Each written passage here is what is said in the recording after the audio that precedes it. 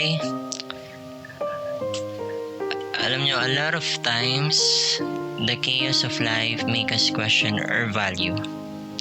Society tells us we need achievements, status, or external validation to feel worthy. But real self-worth?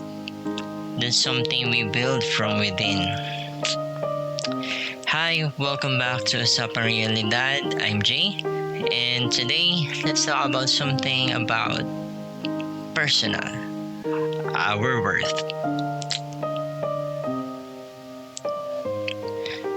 Minsan, dahil sa failures, rejections at setbacks, we start questioning ourselves. Enough ba ako? Deserving ba ako?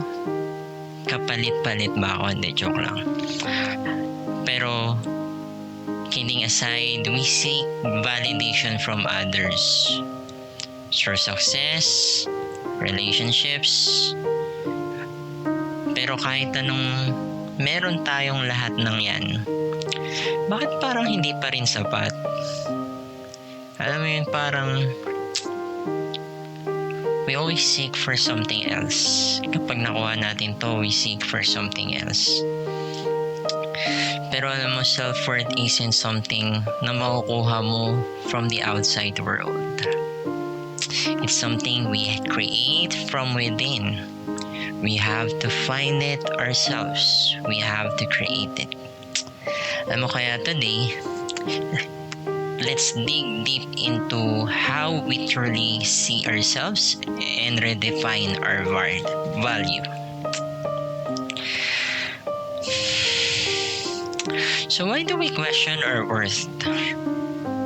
You know, society tells us that our worth is based on achievements.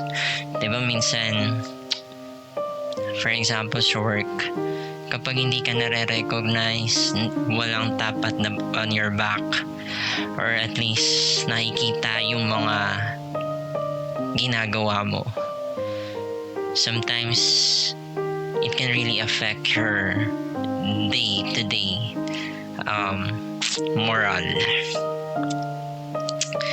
Meron naman mas pataas ang grades niya, or minsan mas maganda ang trabaho, mas successful sa career, yun daw yung mas valuable tayo. Pero ganun nga ba talaga yun? What happens when we fail? When we don't meet expectations?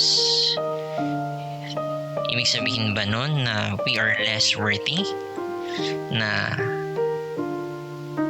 pwede na tayong palayain, paalisin because wala na tayong ambag sa lipunan or sa society? Kasi kung ganun ang basihan, then our worth is always unstable. And the truth is, our value is not based on external success. It's based on who we are as people. Kung sino ka, kung ano yung totoong ikaw. Alam mo, minsan, the root of evil or the root of those questions about our worth is kasi natatrap tayo in seeking validation from others. Admit it, lahat tayo kahit pa paano naghahanap ng approval, diba? Minsan, baka bibili ka ng damit, uy, okay lang ba sa akin to? Maganda ba to? Ganyan. Bagay ba sa akin? Sa papagupit ka na buhok, okay lang po ba yung ganito? Kasi ganito po yung facial shape ko. See? Minsan unconsciously na lang eh. Kumbaga innate na sa atin as human beings na maghanap ng approval from other people. We want people to see us, recognize us, or appreciate us. Kaya nga minsan dyan sa trabaho, may tinatawag tayong bida-bidang trabahador eh. Katrabaho.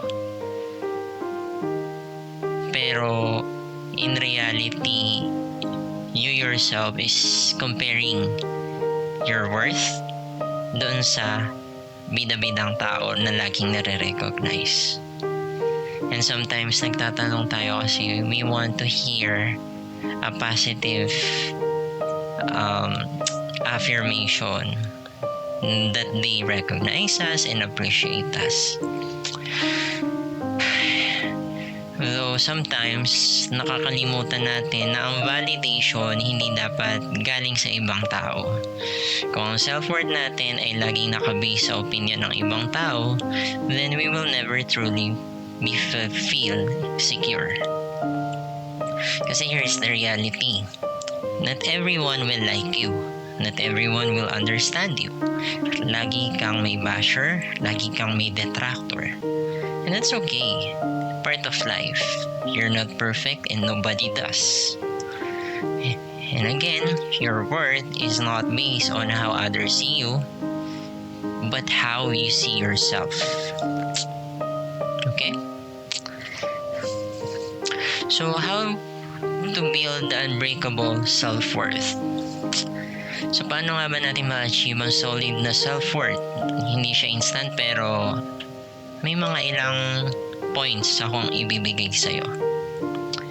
So, detach from external validation.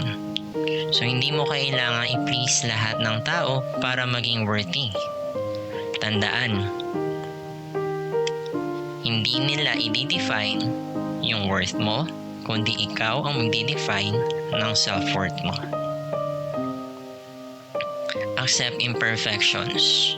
So, sabi ko nga kanina, nobody is perfect. So, hindi mo kailangan maging perfect kasi you will never be. Para lang mahalin ang sarili mo at ma-appreciate ang sarili mo. Alam mo, kung hindi mo maisip sa ngayon, yung mga positive and achievements na meron ka, try to look back on your past.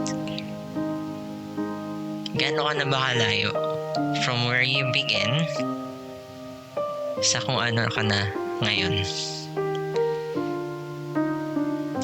And lastly, set boundaries. Kapag natutunan mong protektahan ang sarili mo, mentally, emotionally, mas mararamdaman mo ang worth mo. So, at the end of the day, self-worth isn't about proving anything to anyone. It's about knowing, deep down, na kahit ano pa ang mangyari, failures, setbacks, or disappointments, hindi mawawala ang value mo bilang isang tao. Walang ginawa ang Diyos na walang value.